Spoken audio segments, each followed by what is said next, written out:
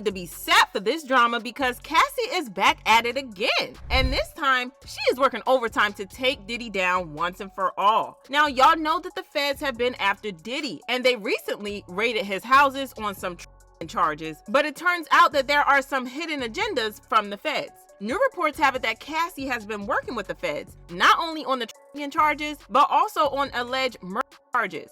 Kim Porter. For those who missed it, Cassie has allegedly been working with the feds on a secret investigation into Kim Porter's passing, and it looks like they're coming pretty close to taking Diddy out. Girl, this situation keeps getting worse and worse, and Cassie is out for revenge, cause she isn't taking her foot off Diddy's neck. Y'all, Cassie has been out here doing the Lord's work when it comes to taking down Diddy because she has been putting in the work behind the scenes with the feds. Diddy and Cassie dated for 11 years, from 2007 to 2018, and for a long time, people didn't know the truth about what was going on in the relationship because they kept up the front of a happy couple. Diddy even had the audacity to claim that he was heartbroken when she broke up with him, and he posted a screenshot of Michael Jackson's song, "The Lady in My Life," and wrote, "If anybody sees Cassie this weekend, please tell her to listen to this song." Child, it's the audacity of him to act heartbroken when he knows what he did to her is just crazy. It wasn't until November of last year that we found out what really went down in the relationship, and it was not a fairy tale story like we all assumed. Cassie filed a lawsuit against Diddy that sent the entire industry into a spin because the things that she exposed in that lawsuit were just insane. She claimed that Diddy used to put paws on her while they were dating, leaving her with bruises and cuts all over her body. She also claimed that he would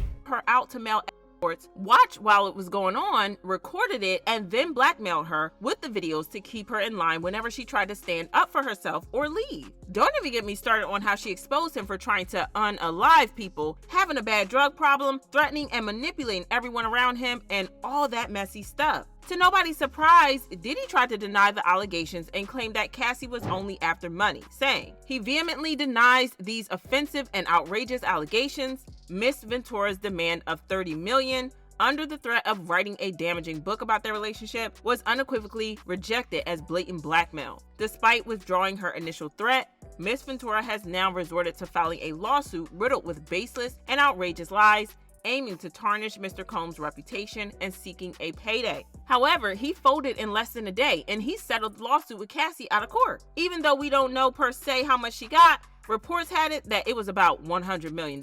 At the time, she got a lot of hate from people for settling out of court and taking money, saying that she should have stood her ground and let the case go to court. This didn't make a lot of sense because the case was a civil one, and it wouldn't have ended in Diddy going to jail in the first place. Anywho, it has been months since the lawsuit was filed, and even though fans still praise Cassie for being bold enough to stand up to him, things have been quiet from her end. But we did know that even though Cassie settled, she was still working with the feds low-key to investigate Diddy, specifically the case of Kim Porter's passing. Kim Porter and Diddy dated for about 13 years before they broke up in 2007. She unfortunately passed away in 2018 after what was reported to be pneumonia, but people have always doubted this because the situation was just so shady. From the start, people have always pointed fingers at Diddy, accusing him of being the brain behind Kim's passing. See, before Kim's passing, several people had already come out to claim that Diddy was violent to Kim during all 13 years of their relationship. One night, when they were at home, at Kim's house on 110th Street,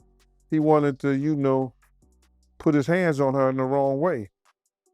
And Kim took one of those corkscrews and ripped his wrists up and hit an artery. And when she did that, he had to rush over to St. Luke's Hospital.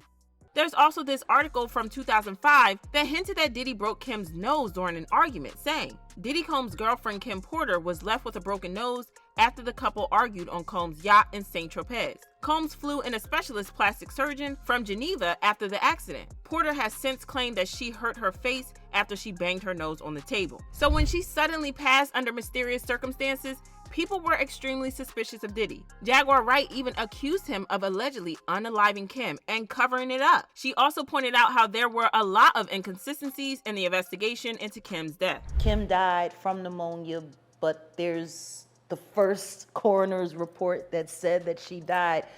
It was ruled a homicide, and they found toxins in her body to prove that she had been poisoned. They have poisons that create heart attack and pneumonia-like symptoms. And her first baby daddy, I'll Be Sure, also hinted at this very strongly on Instagram when he wrote, "I just found this footage from the morning I learned of Kim Porter's murder.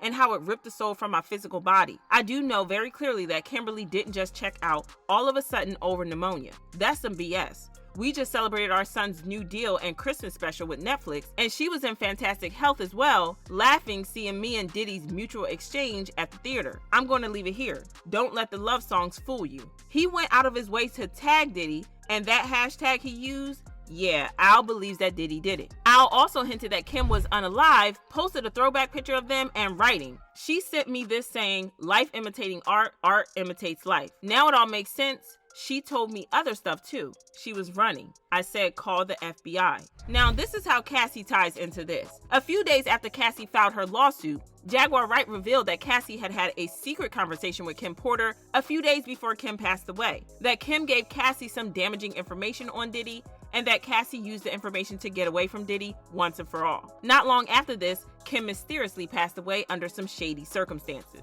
Because, see, I know something that a lot of people don't know. I know that you and Kim Porter had a sit down right before she left us. And I know Kim had some very good advice to give you. And I believe that this is why things are happening as they're happening now. Kim was smart, wasn't she, Cassie? Kept you alive and kept you safe. Congratulations on surviving and congratulations on standing up.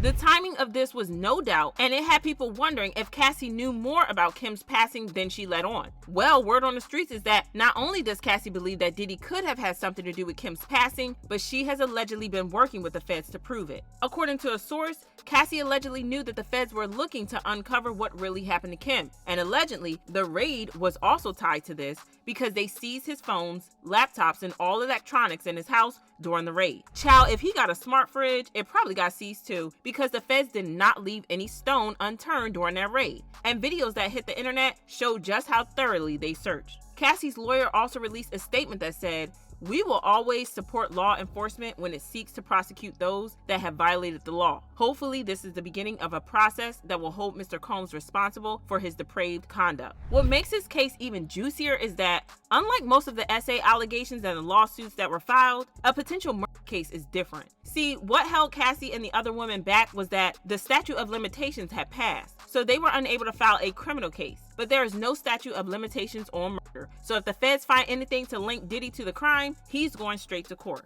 Fans showed their support for Cassie on social media saying, "I'm starting to think Cassie and the feds were working together. Somebody had to have lit the fire under her to file that suit against Diddy and open these doors. Somebody gave her inside info that people were coming for Diddy and to keep her name out the suits she filed first."